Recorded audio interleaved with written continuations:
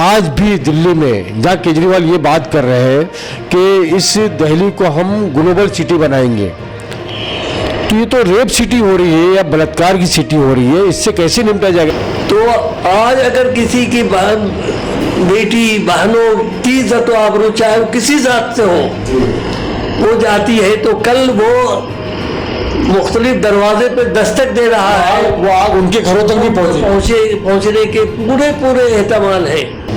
جو ظالم ہے، جس نے ظلم کیا ہے، جس نے ریپ کیا ہے، جس نے بربریت کیا ہے، جو اسے کسی بھی ہمدردی کی ضرورت نہیں ہے۔ ام قاسمی کی وفات کے بعد بھی ایک بہت زبردست تنازع کھڑا ہو گیا تھا اور آخر میں حضرت نظام الدین صاحب مرحوم امیر شریعت بنے، تو اسی طرح سے مولانا ولی رحمانی صاحب کے انتقال کے بعد ایک خلا پیدا ہوا ہے۔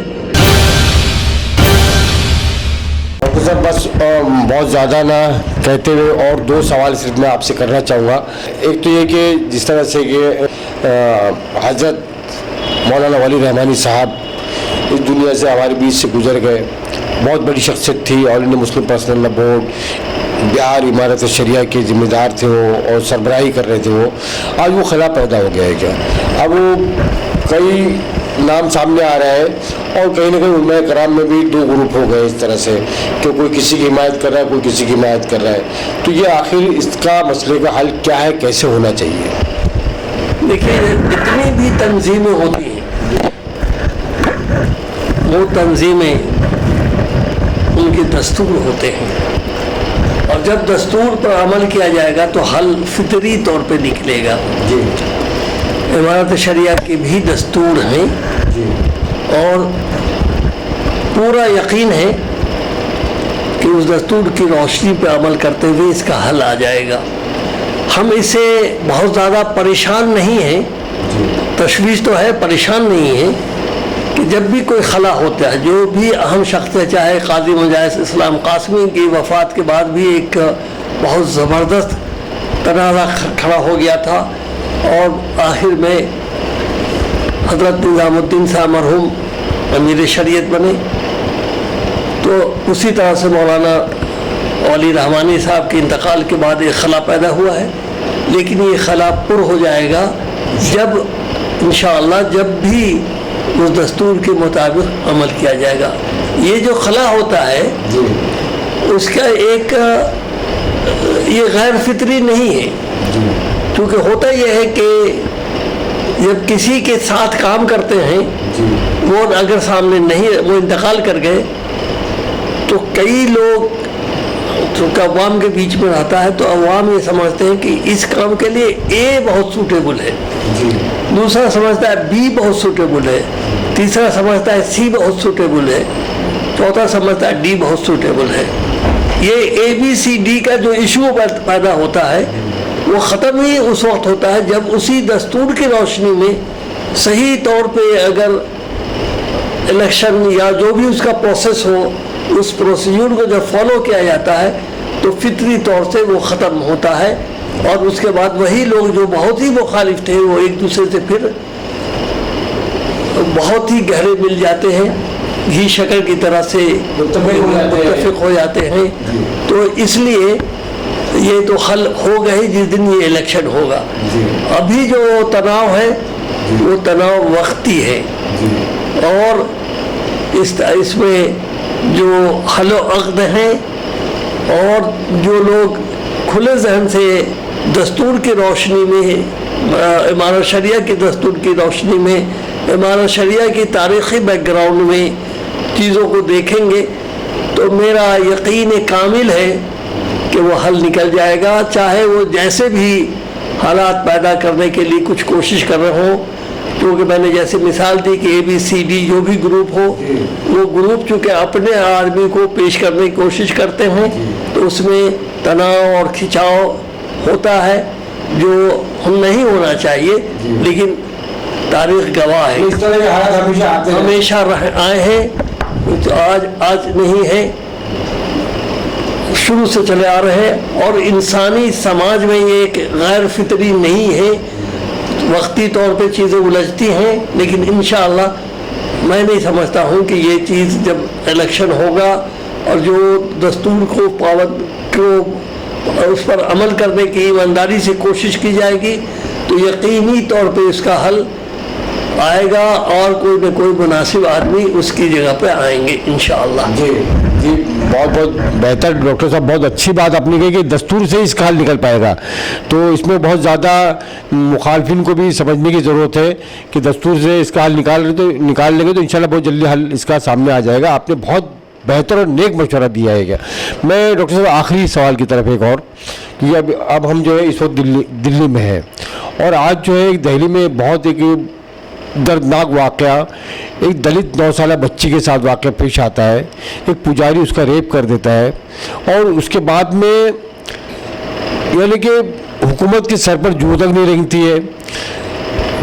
بھیم آرمی کے آزاد چندر شیکھر آزاد جو پہنچتے ہیں وہاں پر اور 4 دن بعد آج کیجریوال اور شاید راہل گاندھی پہنچتے ہیں اور راہل گاندھی اور کیجریوال کے خلاف ہائے کے نعرے بھی لگتے ہیں.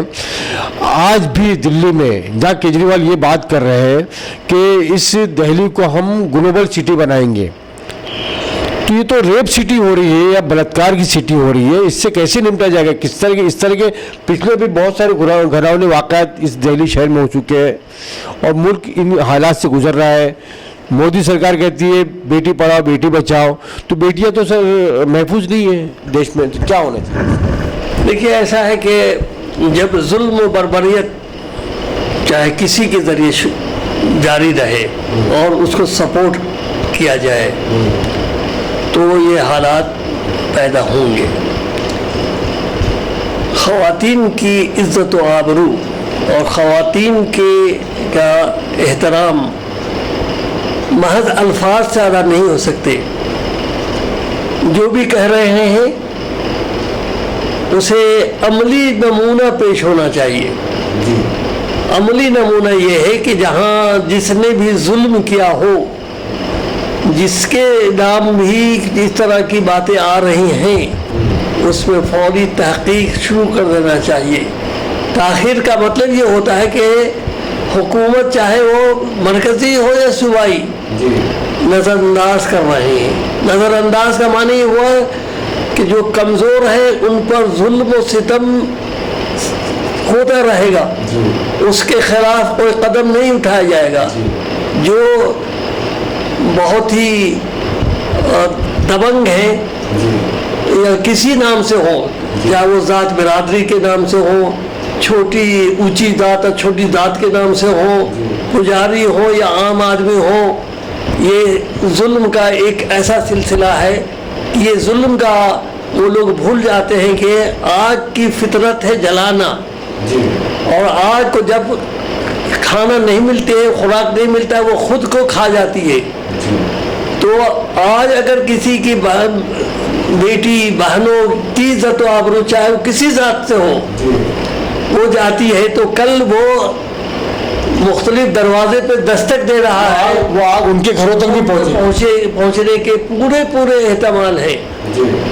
تو اس پر تو فوری ایکشن کرنے کی بات آئیں گے, لیکن وہ تو برائی جو ظلم ہے وہ ظلم تو ہو گیا, چاہے اس کے بعد آپ ان کو سزا جتنی جلدی دے دیں.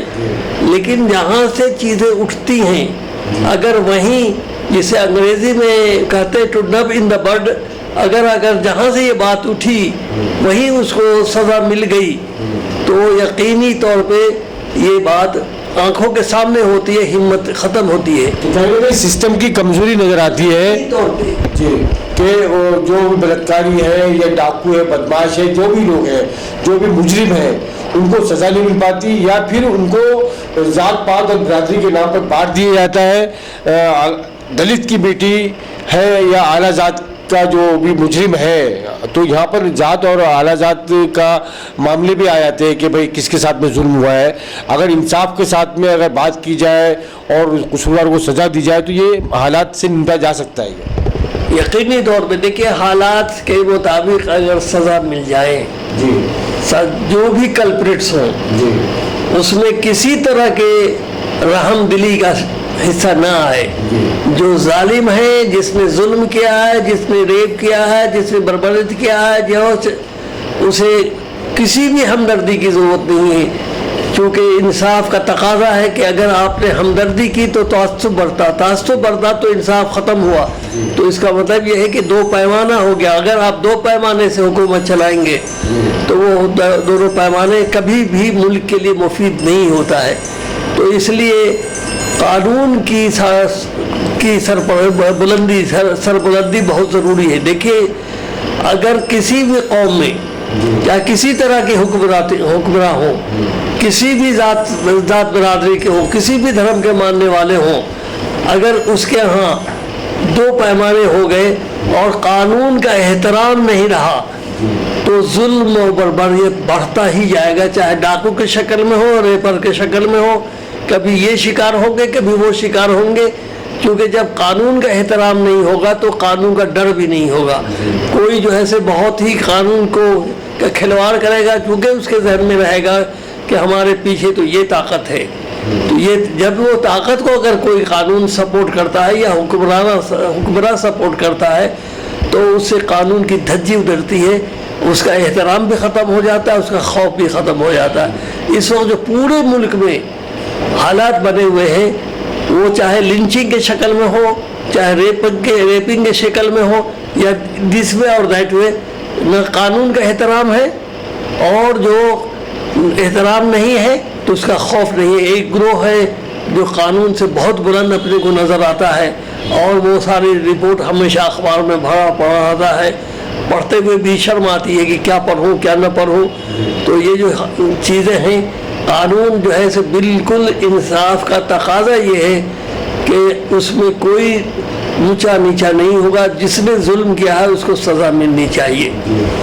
کل ملا کے یہ ناظرین یہ بات نکل کر آتی ہے کہ جیسے یہ ڈاکٹر منظور عالم صاحب نے جو بات کہی ہے کہ قانون کی بالادستی ضروری ہے, چاہے موب لنچنگ کے واقعات ہوں, چاہے بلاತ್ಕಾರ کے واقعات ہوں, وہاں پر یہ نہ دیکھا جائے کہ ہندو ہے, مسلمان ہے, سکھ ہے, یا ذات برادری کو نہ دیکھا جائے, اونچ نیچ نہ ہو. وہاں یہ دیکھا جائے کہ مجرم ہے اور مجرم کو مجرم کی طرح ہی اس پہ سختی ہونی چاہیے. اگر بالادستی قائم ہوگی قانون کی تب جا کے اس طرح کے جرم پر جو ہے روک لگائی جا سکتی ہے. اور اگر کہیں ہم حمایت کر بیٹھے کسی کی کہ بھائی نہیں یہ اعلیٰ ذات کا تو اس کو سپورٹ کرنا چاہیے, یہ مسلمان ہے اس کو سپورٹ کرنا چاہیے, یہ دلت ہے اس کو سپورٹ کرنا چاہیے, تو کبھی بھی اس طرح کے جرم ختم نہیں ہوں گے, مٹیں گے نہیں. ملک میں قانون کی بالادستی قائم ہونا نہایت ضروری ہے اس طرح کے جرموں کو مٹانے کے لیے. یہ تھی ڈاکٹر منظور عالم صاحب کے ساتھ میں بہت ہی طویل گفتگو. ناظرین جہاں کے بہت ساری باتیں ہمیں سیکھنے اور سمجھنے کو ملی منظور عالم صاحب سے. ہم منظور عالم صاحب کا آپ سبھی کی طرف سے, آمنہ سامنہ میڈیا کے شائقین کی طرف سے, سامعین کی طرف سے اور شہاب ٹی وی کے ناظرین اور سامعین کی طرف سے ڈاکٹر صاحب ہم آپ کا بہت بہت شکریہ ادا کرتے ہیں. بہت بہت شکریہ, جزاک اللہ خیراً. آپ کا آنا اور آپ سے گفتگو کا موقع ملنا, اللہ تعالیٰ آمنہ سامنہ کو مزید آگے بڑھائے اور لوگوں کے دل کی دھڑکن بن جائے انشاءاللہ. بہت بہت شکریہ سر, بہت بہت شکریہ. پھر اور کسی ہم شخصیت کے ساتھ آپ سے پھر آپ کے روبرو ہوں گے انشاءاللہ جلد سے جلد. اللہ حافظ, جے ہند.